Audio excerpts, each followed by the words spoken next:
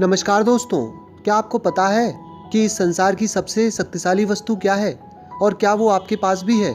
और अगर है तो क्या आप उसका प्रयोग करना जानते हैं? तो आइए मैं बताता हूँ।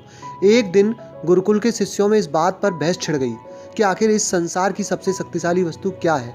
और तो कोई कुछ कहता, कोई कुछ कहता। जब पारस्परिक विवाद का कोई निर्णय नहीं निकला तो फिर सभी गुरुजी के पास पहुंचे।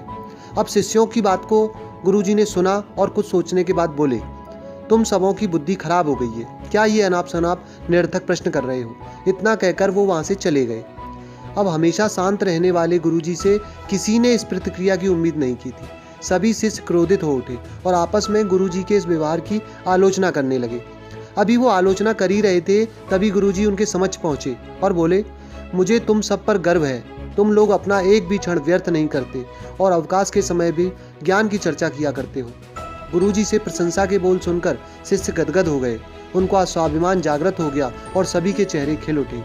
तब गुरुजी ने अपने उन सभी शिष्यों को समझाते हुए कहा, मेरे प्यारे शिष्यों, आज जरूर आप लोगों को मेरा व्यवहार कुछ विचित्र लगा होगा। दरअसल मैंने ऐसा जानबूझकर आपके प्रश्न का उत्तर देने के लिए किया था। देखिए, जब मैंने आपके प्रश्न के बदले में आपको भला बुरा कहा तो आप सभी क्रोधित हो उठे और मेरी आलोचना करने लगे। लेकिन जब मैंने आपकी प्रशंसा की तो आप सब प्रसन्न हो उठे। पुत्रों, संसार में वाणी से बढ़कर दूसरी कोई शक्तिशाली वस्तु नहीं है। वाणी से ही मित्र को शत्रु और शत्रु को भी मित्र बनाया जा सकता है। ऐसी शक्तिशाली वस्तु का प्रयोग प्रत्येक व्यक्ति को सोच समझकर करना चाहिए। वाणी का माधुर्य लोगों को अपनी ओर आकर्षित कर लेता है। गुरुजी की बातें सुनकर सभी शिष्यगण संतुष्ट होकर लौट आए और उस दिन से मीठा बोलने का अभ्यास करने लगे।